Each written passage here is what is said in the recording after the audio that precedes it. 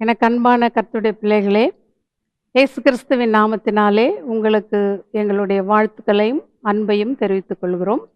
இப்பொழுது chosen generation அசெம்பிளியின் போதகர் reverend doctor Victor Vimal அவர்கள் தேவனுடைய செய்தியை உங்களோடு கூட பகிர்ந்து கொள்வார்கள். நீங்கள் கேட்டு பயனடைவீர்களாக. கர்த்தர் தாமே உங்களை ஆசீர்வதிப்பாராக. ஆமேன்.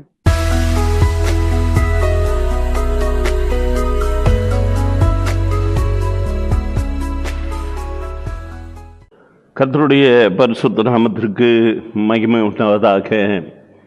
எந்நாளிலும் நீங்கள் என்னை காணும்படிக்காக நான் உங்களோடு பேசுகிறதற்கு தேவன் கொடுத்த வாய்ப்பிற்காக தேவனை நன்றியோடு ஸ்தோத்திரிக்கிறேன்.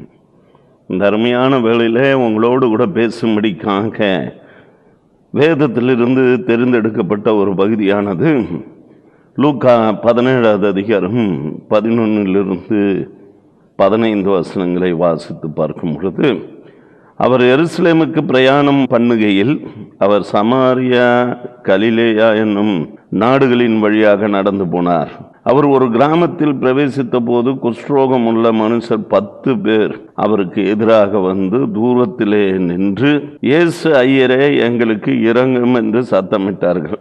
அவர்களை அவர் பார்த்து, நீங்கள் போய் ஆசாரியர்களுக்கு உங்களை காண்பியுங்கள் என்றார். அந்தபடி அவர் போகையில் சுத்தமானார். அவர்களில் ஒருவன் தான் ஆரோக்கியமானதை கண்டு திரும்பி வந்து உரத்த சத்தத்தோட தேவனை மகிமைப்படுத்தி என்று சொல்லி பார்க்கிறோம். எனக்கு அருமையான கர்த்தருடைய ஜனமே, இந்த செய்திக்கு தலைப்பாக விசுவாசத்தோடு போ என்கின்ற தலைப்பை கொடுக்கிறேன்.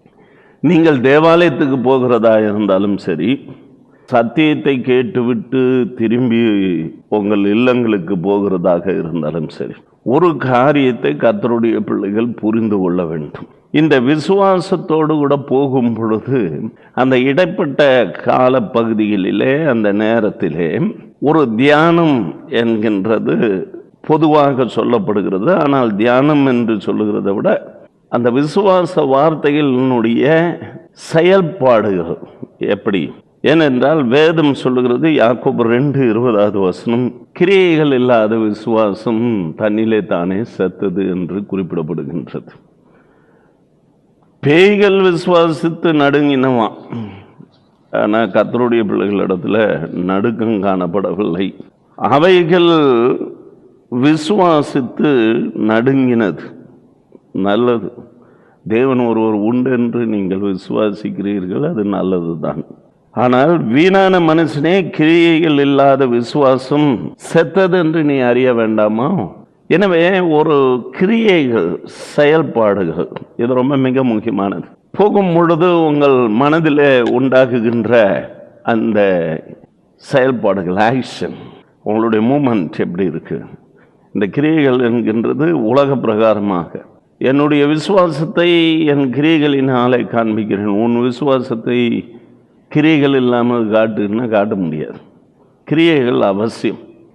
அந்த கிரியைகளை பற்றி தான் நான் பேச வருகிறேன். இந்த ப்ராசஸிங் நம்முடைய உள்ளத்தில் ஓடிக்கொண்டே இருக்க வேண்டும். எப்படி? ஒரு கர்த்தருடைய வார்த்தையை கேட்கும் பொழுது அந்த வார்த்தையினுடைய மகத்துவம், அதனுடைய செயல்பாடுகளை குறித்து தியானித்து அது மனசுக்குள்ளே ஓடிக்கொண்டு இருக்கிற ஒரு அனுபவம் இருக்குமானால் நிச்சயமாக தேவன் அற்புதங்களையும் அடையாளங்களையும் செய்வார். இயேசு இருந்த காலங்களிலே தேவன் பேசின வார்த்தைகள், மற்ற காரியங்கள் எல்லாம் பார்த்தால், எனக்கு சித்தம் உண்டு, சுத்தமாக நீ போகலாம், உன் விசுவாசம் உன்னை ரட்சித்தது, இப்படிப்பட்ட விசுவாசத்தை நான் காணவில்லை, எனவே இந்நேரம் அவன் பிழைத்திருப்பான், பயப்படாதே. இப்படி ஒரு சில வார்த்தைகளினாலேயே ஆண்டவர் அதிசயங்கள் அற்புதங்களை செய்தார் என்று சொல்லும் பொழுது, அந்த அதிசயங்களையும் அற்புதங்களையும் பெற்றவர்கள் என்ன சொல்லுகிறார்கள் என்றால், உம்முடைய வார்த்தையின்படியாக நாங்கள் போகிறோம் என்று விசுவாசத்திலே அவர்கள் கடந்து போகிறார்கள் என்றால், அந்த விசுவாசத்தோடு போகும் பொழுது என்ன ப்ராசஸ் மைண்டில் ஓடிட்டு இருக்கு அப்படி என்று பார்க்கும்போது, இதை சொன்னவர் கர்த்தர் அல்லவா, நிச்சயமாக செய்திருப்பார், இந்நேரம் அவன் பிழைத்திருப்பான், இந்நேரம் இந்த அற்புதம் நடைபெற்றிருக்கும் என்கின்றதை அவர்கள் மனதளவிலே அது எண்ணங்கள் ஓடிக்கொண்டிருக்கும். அது ஓடிக்கொண்டிருக்கிற வேளையில் தாமே கிரியைகள் நடைபெறுகிறது. அதைத்தான் நான் ஒரு முறை பிரசங்கத்தை கேட்டால் ஒழிய அதிசயங்கள் அற்புதங்கள் நடைபெறாது. இதற்கு முன்பாக விசுவாசத்தோடு பேசு என்று சொல்லி ஒரு மெசேஜ் கொடுத்திருக்கிறேன். இன்னொரு ஒரு மெசேஜும் நான் கொடுத்திருக்கிறேன், விசுவாசித்தேன் ஆகையால் பேசுகிறேன் என்று சொல்லி. ஒரு விசுவாசிக்கு விசுவாசம் இருக்கிறது என்று சொல்லுகிறது பெரிதல்ல, அதோடு கூடிய கிரியைகள் காணப்பட வேண்டும்.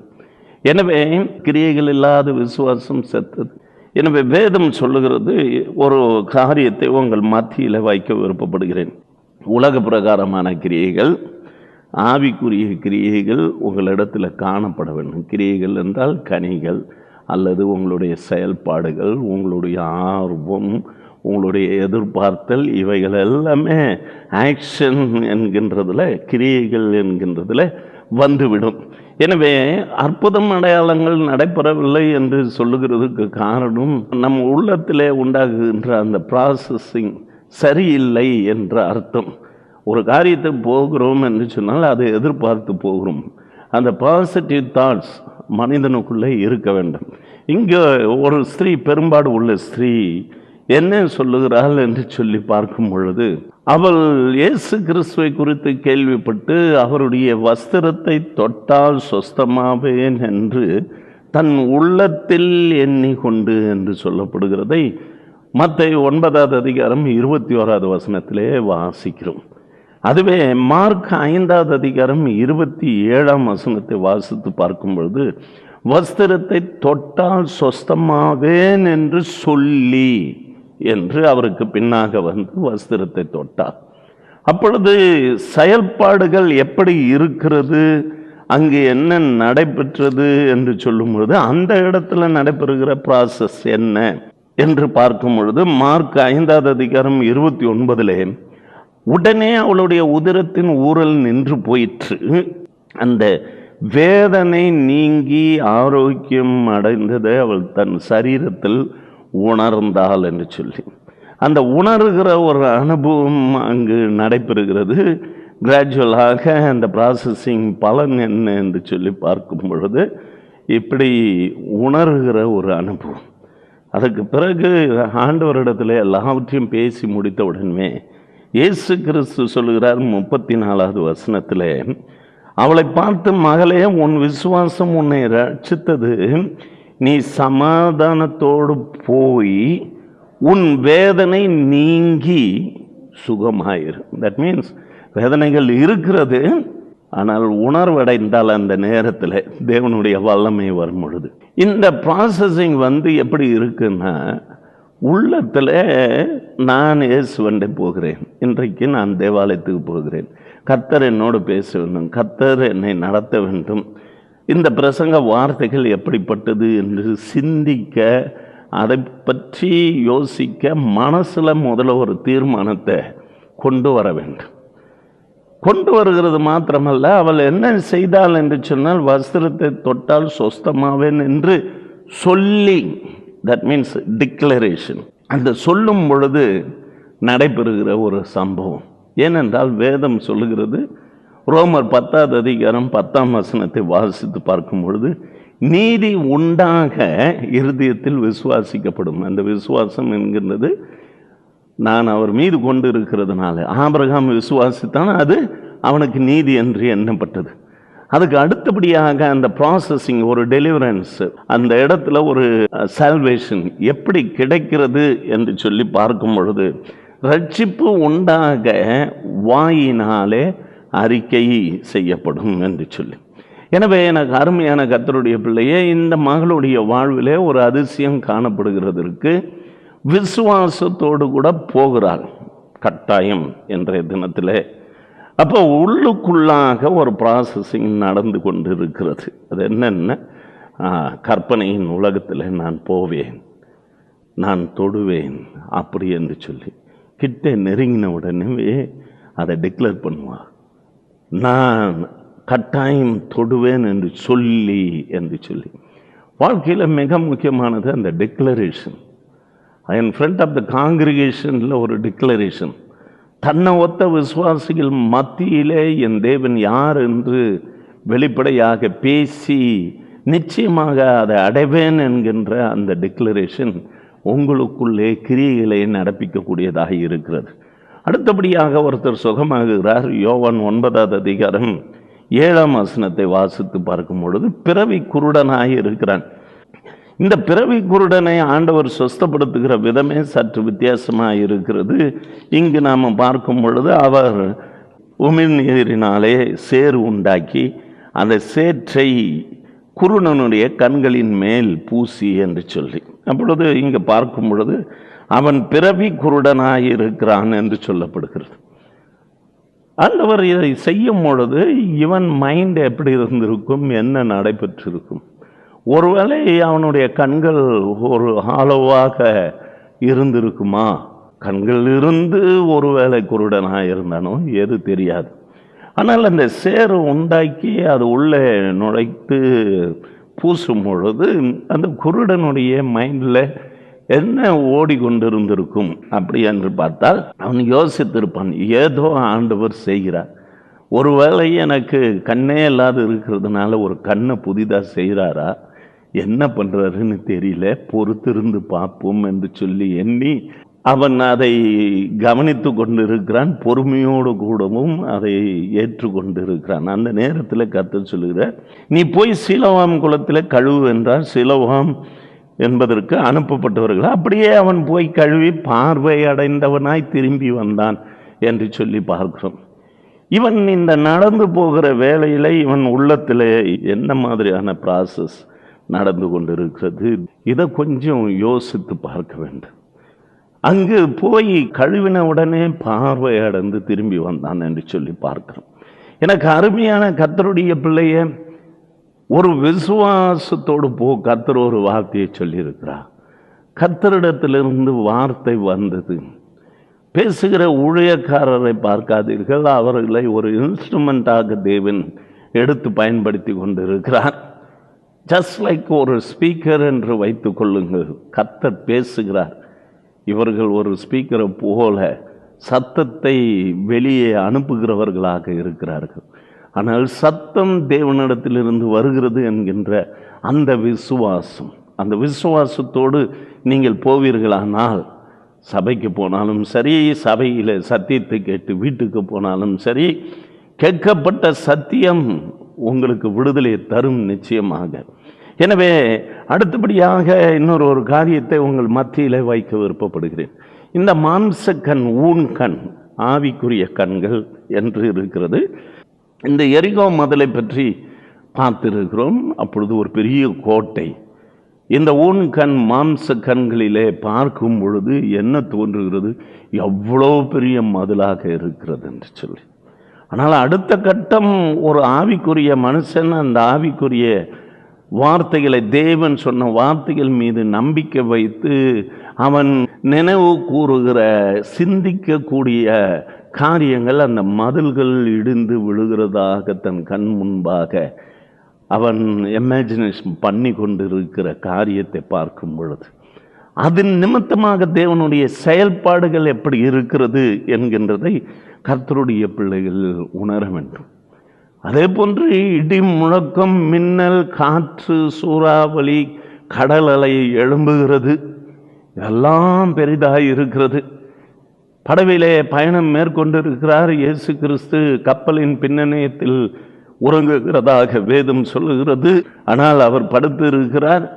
இங்கு இவர்கள் ஐயரே, நாங்கள் மடிந்து போகிறது உமக்கு கவலை இல்லையா அப்படி என்று சொல்லுகிறார். இயேசு கிறிஸ்து உடனே எழுந்திருந்து அங்கு காற்றை அதட்டி கடலை பார்த்து இறையாதே என்று சொன்னார். எனக்கு அருமையான கர்த்தருடைய பிள்ளையே, கடலை அவர் ஆவிக்குரிய கண்களிலே பார்த்து அது அமைதலாய் இருக்கிறது என்று சொல்லி அதை காண்கிறவராக இருந்திருக்கக்கூடும். ஏனென்றால் விசுவாசத்தின் கிரியைகள் எப்படி என்று சொன்னால், உன் கண்களுக்கு முன்பாக கொண்டு வருகிற காரியம். எனக்கு அருமையான கர்த்தருடைய பிள்ளையே, இதெல்லாம் நாம் செயல்பட மறந்து விடுகிறோம். காற்றை அதட்டினார், காணவில்லை, காண முடியாதது, ஆனால் உணர முடியும். உணர்கிற பிரச்சனைகள், உணரக்கூடிய வியாதி, உணரக்கூடிய பலவீனம், காணக்கூடிய வியாதி, எதுவாக இருந்தாலும் அவைகளை பார்த்து பேசுங்க. உணர்கிறீர்களானால் காண முடியவில்லை, ஏதோ ஒரு பிரச்சனை உருவாக்கி கொண்டு இருக்கிறது, அதட்டி ஜெபம் பண்ணுங்க. அப்படி ஜெபிக்கும் பொழுது உங்கள் உள்ளத்தில் ஒரு ப்ராசஸ் போய்கொண்டு இருக்க வேண்டும். நான் தேவனுடைய வார்த்தையை விசுவாசித்து பேசுகிறேன். இந்த உலகத்தில் இருக்கிறவனிலும் என்னில் இருக்கிறவர் பெரியவர், அவர் சொல்ல ஆகும், அவர் கட்டளையிட நிற்கும், நான் விசுவாசிப்போர் இன்னார் என்று நான் அறிந்திருக்கிறேன், நிச்சயமாக இந்த காரியத்தை செய்வார் என்று சொல்லி அந்த நம்பிக்கையை உனக்குள்ளே கொண்டு வர வேண்டும். அதாவது விசுவாசமானது நம்பப்படுகிறவைகளின் உறுதி. அந்த நம்பப்படுகிறவைகளின் உறுதியை, அந்த விசுவாசத்தில் இருக்கக்கூடிய ஒரு பார்ட், அதை கொஞ்சம் உறுதிப்படுத்த பாருங்க. அப்பொழுது விசுவாசத்தோடு நாம் போகலாம். போகும் பொழுது நிச்சயமாக கர்த்தர் பெரிய காரியங்களை செய்வார். அதே மார்க் 11ஆவது அதிகாரம் 11 15 வசனங்களை வாசித்து பார்க்கும் பொழுது, இயேசு கிறிஸ்து எருசலேமிலிருந்து பெத்தானியாவுக்கு புறப்பட்டு போகிறார். பெத்தானியாவிலிருந்து புறப்பட்டு வருகையில் அவருக்கு பசி உண்டாயிற்று. இது ஒரு பெரிய கேள்வி. அவர் ஒரு அத்திமரத்தின் கீழே போய் நின்று ஏதாகிலும் அகப்படுமோ என்று பார்க்க வந்தாராம். அத்திப்பழ காலமாய் இராதபடியால், இதான் கொஸ்டின், அத்திப்பழ காலம் இராதபடியால் அவர் அதன் இடத்தில் வந்தபோது அதன் இலைகள் அல்லாமல் வேறொன்றையும் காணவில்லை என்று சொல்லி இந்த இடத்துல குறிப்பிடக்கூடிய ஒரு காரியம். அப்பொழுது ஆண்டவர் சொல்கிறார், இயேசு அதை பார்த்து, இது முதல் ஒரு காலமும் ஒருவனும் உன்னிடத்தில் கனியை புசியாது இருக்க கடவன் என்றார். அதையே அவருடைய சீஷர்கள் கேட்டார்கள் என்று சொல்லி, இவர் சொன்னதை அவங்க கேட்டாங்க. அவர் அந்த இடத்தை விட்டு புறப்பட்டு போனார், எருசலேமுக்கு போறார். இங்கு மறுபடியும் அடுத்த நாள் 20ஆவது வசனத்தை வாசித்து பார்க்கும் பொழுது, மறுநாள் காலையில் அவர்கள் அவ்வழியாய் போகும் பொழுது அந்த அத்திமரம் வேரோடு பட்டு போய் இருக்கிறதை கண்டார்கள் என்று சொல்லி. ஏன், எப்படி இந்த ப்ராசஸ் நடந்திருக்கிறது, அவர் என்ன செய்தார், என்ன நடைபெற்றது என்று சொல்லும் பொழுது, இங்கே தான் ஒரு மனிதனுடைய நிலைமையை தூண்டி விடுகிற காரியம். அந்த தூண்டி விடுகிற காரியம் என்ன என்று சொன்னால், அந்த விசுவாசம் தூண்டிவிடப்பட்ட பிறகு விசுவாசத்துக்கு கிரியைகளை செயல்படுத்த வேண்டும். நாம் கவனிக்க வேண்டிய ஒரு பகுதி என்னவென்றால், புறப்பட்டு வருகையில் அவருக்கு பசி உண்டாயிற்று என்று சொல்லி, அவருக்கு தாகம், பசி. இது என்ன என்று சொன்னால், ஒரு காரியத்தை செயல்படும் பொழுது இங்கே ஒரு காரியம் உள்ளே நடைபெற்ற உடனே எதையோ ஒன்றை எதிர்பார்த்து எதையோ ஒன்று செயல்படுத்த வேண்டும் என்று மனிதன் நினைக்கிறது இயல்பு. அதுபோன்று பசி உண்டான உடனே அந்த அத்தி மரத்தின் கீழே போய் பார்க்கிறார். இலைகள், அவர் பார்க்கிற பார்வையில் இலைகள் தான் இருக்கிறது, கனிகள் இல்லை. ஆனால் அது கனி கொடுக்கக்கூடிய காலம் இல்லை. அவர் தாகமாய் பசியோடு இருந்ததனுடைய ஆவிக்குரிய காரியங்கள் என்ன? நான் யூத வம்சத்துக்காக, இஸ்ரவேல் ஜனங்களுக்காக நான் வந்த பொழுதோ அவர்கள் ஏற்றுக்கொள்ளாமல் இருக்கிறார்களே என்கின்ற அந்த நிலை அவருக்குள்ளே ஒரு வேதனையை கொடுத்திருக்கிறது. எந்த ஃப்ரூட்ஃபுல் ரிசல்ட்டும் இவர்களிடத்தில் இல்லையே, இந்த அத்தி மரம் போல தான் இவர்கள் இருக்கிறார்கள் என்கின்றதுக்கு ஒரு உதாரணத்துக்காக அவர் என்ன செய்தார் என்று சொன்னார், அதை சபித்தார் என்று சொல்லி பார்க்கிறோம். அவர் சொல்லிவிட்டு போய்விட்டார். உடனடியாக ஒரு மரம் கண்ணுக்கு எதிர்ப்பு அப்படியே பட்டு போகிற அளவுக்கு உடனடியாக அங்கே ப்ராசஸிங் நடந்தது என்று சொல்ல முடியாது. சயின்டிஃபிக்கலாக நாம் சில காரியங்களை யோசிக்க வேண்டும். அவர்கள் சொல்லிவிட்டு போய்விட்டார். அதுக்கு பிறகு அடுத்த நாள் காலையில் தான் அவர்கள் வருகிறார்கள். அவர்கள் அடுத்த நாள் அந்த வழியாக வரும் பொழுது, மறுநாள் காலையில் வரும் பொழுது அது பட்டு போயிருக்கும்.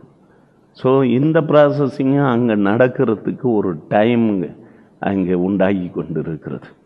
எனவே எனக்கு அருமையான கர்த்தருடைய பிள்ளையே, அதற்கு இடம் அளித்த வண்ணமாக விசுவாசத்தோடு கூட அந்த சிந்தனைகளோடு கூட நீங்கள் செயல்பட்டு நடப்பீர்களானால் உங்களுடைய வாழ்விலும் இவ்விதமான காரியங்களை நீங்கள் செயல்படுத்தலாம். நான் இவ்விதமான ஒரு ட்ரையலை எடுத்து பார்த்து அதில் சக்ஸஸும் ஆகியிருந்தேன். ஏனென்றால் அதில் பயங்கரமான விஷப்பாம்புகள் எங்கள் வீட்டுக்கு முன்பாக இருந்த செடியை பார்த்து வேதம் சொல்லுகிறதன்படியாக அந்த ப்ராசஸிங் எப்படி நடைபெறுகிறது என்று பிராக்டிக்கலாக செய்து பார்த்தோம். அநேக விசுவாசிகளும் இதை கண்ணார கண்டார்கள். எனவே எனக்கு அருமையான கர்த்தருடைய பிள்ளையை, வாழ்க்கையில் ஒரு காரியத்தை கர்த்தருடைய பிள்ளைகள் புரிந்து கொள்ள வேண்டும். நீ போ. சவுலை தேவன் சந்திக்கும் பொழுது கூட என்ன சொல்லுகிறாரு? ஆண்டவரே, நான் என்ன செய்ய சித்தமாக இருக்கிறீர்? உடனே சொல்ல, நீ பட்டணத்துக்கு போ, அங்கே சொல்லப்படும். அவனுடைய மைண்டு கண்ணில் செதில், கண் பார்வை இழந்தவனாய் போனான். போகும்போதே யோசித்து கொண்டு போகிறான். ஆண்டவரே, நான் என்ன செய்ய சித்தமாக இருக்கிறேன்? பார்வை இழந்து விட்டேனே, யூதர்களுக்கு விரோதமாக எழுமினேனே என்று சொல்லி யோசித்து அவன் மனதிலே ஒரு விசுவாச அறிக்கையும் செயல்பாடுகளுக்காக கிரியைகளை நடப்பிக்கிறதற்கு இனி ஃபர்தராக நான் என்ன செய்ய வேண்டும் என்கின்ற சிந்தனையோடு போய் கொண்டிருக்கிறான். அதனுடைய ரிசல்ட் அனனியாவை அனுப்பி அவன் தலையின் மேல் கைகளை வைத்த போது அந்த செதில் கீழே விழுந்து அவன் பார்வை அடைந்தான் என்று சொல்லி பார்க்கிறோம். அதற்கு 3 நாள் ப்ராசஸிங் அவன் வெயிட் பண்ண வேண்டிய ஒரு சிச்சுவேஷன் ஏற்பட்டது. லூக்கா 7வது அதிகாரம் 37-50 வசனங்களை வாசித்து பார்க்கும் பொழுது அந்த இடத்துல ஒரு பாவியான ஸ்திரீ இயேசு கிறிஸ்து பரிசேயருடைய வீட்டிலே இருக்கும் பொழுது அங்கு நடைபெறுகிற ஒரு சம்பவம். அவருடைய பாதங்களின் அருகே பின்னாக நின்று அழுது கொண்டு அவருடைய பாதங்களை தன் கண்ணீரினால் நனைத்து தன் தலைமயிரினால் துடைத்து அவருடைய பாதங்களை முத்தம் செய்து பரிமளத்தை பூசினார். இதெல்லாம் செய்கைகள், கிரியைகள். அவள் தன்னுடைய பாவத்தை உணர்ந்தாள். இதன் நிமித்தமாக அவளுடைய கிரியைகள் எப்படி இருக்கிறது என்று சொன்னால், பாவத்திலிருந்து விடுபடுகிறதற்கு வழி என்ன என்று சொல்லி அவள் சிந்தித்து செயல்படுகின்ற கிரியைகள். அதனால் கர்த்தர் என்ன செய்கிறார் என்று சொல்லி பார்க்கும் பொழுது 50வது வசனத்தில், உன் விசுவாசம் உன்னை ரட்சித்தது, சமாதானத்தோடு போ. இதற்கு மத்தியில் அந்த பரிசேயன், எப்பா நான் வந்தேன், என் கால்களுக்கு தண்ணீரை நீ கொடுக்கல, கால்களுக்கு தண்ணீர் தரவில்லை, இவ்வளோ கண்ணீரினால் என் கால்களை நினைத்து தன் தலைமயிரினால் அவைகளை துடைத்தால், நீ எனக்கு முத்தம் செய்யவில்லை, எவ்வளோ நான் உட்பிரவேசித்தது முதல் என் பாதங்களை ஓயாமல் முத்தம் செய்து. அந்த விசுவாசம், அன்பு, இவைகளெல்லாம் வெளிப்படுத்துகிற கிரியைகள். யாருக்கு அதிகமாக மன்னிக்கப்படுகிறதோ அவர்கள் தான் அதிகமாக அவர்கள் அன்பு செலுத்தக்கூடும். இவள் தன் பாவத்தை மன்னிக்க வேண்டும் என்ற எண்ணத்தோடு துக்கத்தோடு கூட வந்தால் அவள் உள்ளத்திலே அது ஓடிக்கொண்டு இருக்கிறது. அது நிமித்தமாக கர்த்தர் ஒரு பெரிய விடுதலை கட்டளிட்டார். எனக்கு அருமையான கர்த்தருடைய பிள்ளையே, கப்பர்நகூமிலிருந்து ஒரு ராஜாவின் சிப்பந்தி வந்து தன் மகனுக்காக, நீ போகலாம், இந்நேரம் அவன் பிழைத்திருப்பான். யோவான் 4:50 வசனம், இயேசு சொன்ன வார்த்தையை நம்பி அவன் போனதாக அங்கு வேதம் சொல்கிறது. இயேசு சொன்ன நேரமும் அவன் சொஸ்தமான நேரமும் சரியாக இருந்தது என்று சொல்லி பார்க்கிறோம். எனவே எனக்கு அருமையான கர்த்தருடைய பிள்ளையே, ஒரு மனிதன் கீழ்ப்படியாமல் போகும் பொழுது தானே அவன் கஷ்டமும் அவன் குஷ்டமும் தீராமல் போகிறது. 2 ராஜாக்கள் 5வது அதிகாரம் 10-14 வசனத்தை வாசித்து பார்க்கும் பொழுது, அங்கு நாகமான் தன் குதிரைகளோடு ரதங்களோடு வந்து எலிசாவின் வாசல்படியில் நின்றவனே உடனே விழுந்தடிச்சு, நாமளா லேலுயா பிரைசலோட ஐயா வாங்க ஐயா அப்படின்னு, நீ போய் யோர்தானில் ஸ்நானம் பண்ணு என்று சொல்லியிருக்கிறாரு அப்படின்னு ஆளை விட்டு சொன்ன உடனே உனக்கு கடுமையான கோபம். போய் அவன் கடுமையான கோபத்தோடு போகும் பொழுது அவன் குஷ்டரோகம் நீங்கவில்லை. என்ன சொல்லுகிறான்? நான் ஸ்நானம் பண்ணி சுத்தமாகுகிறதுக்கு இஸ்ரவேலின் தண்ணீர்கள் எல்லாவற்றை பார்க்கிலும் தமஸ்குவின் நதிகளாகிய ஆப்னாவும் பர்பாரும் நல்லதல்லவோ என்று சொன்னான். இவர் நினைச்சாரு வந்து குஷ்டரோகத்தை தடவி சுகப்படுத்துவா என்று சொல்லி. எனக்கு அருமையான கர்த்தருடைய பிள்ளையே, ஆனால் கூட உடன் இருந்த வேலையாட்கள் அவர் என்ன போய் யோர்தான் நதியில் முழுகி எழுந்திருக்குதுன்னு சொன்னார். உடனே கீழ்ப்படிந்து நடக்கும் பொழுது அவன் அற்புதத்தை கண்டான். கோபித்து கொண்டு எதை பற்றியும் சிந்தியாதபடிக்கு, விசுவாசம் இல்லாதபடிக்கு அவன் பேசின குறைகளை மாத்திரம் பேசிக்கொண்டே போகிற விசுவாசியினுடைய வாழ்க்கையில் கஷ்டம்தான் தொடரும்.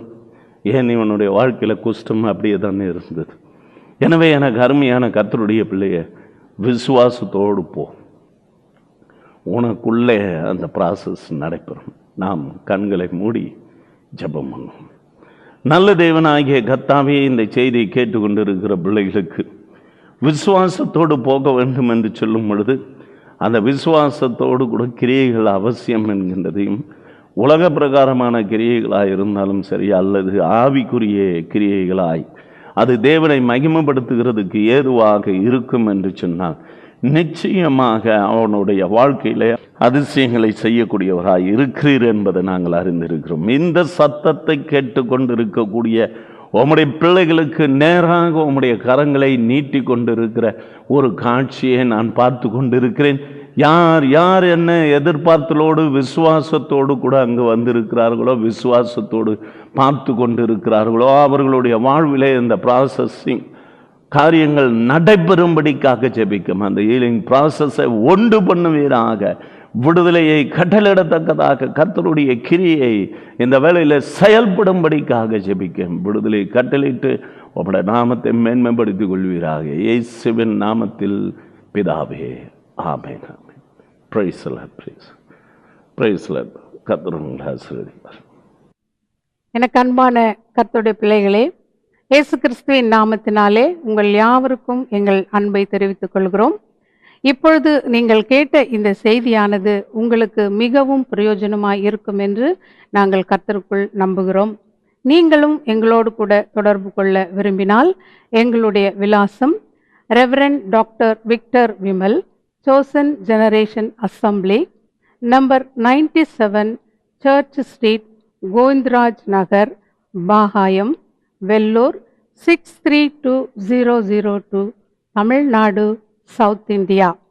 எங்களுடைய தொலைபேசி எண்கள் 0416-226-1119.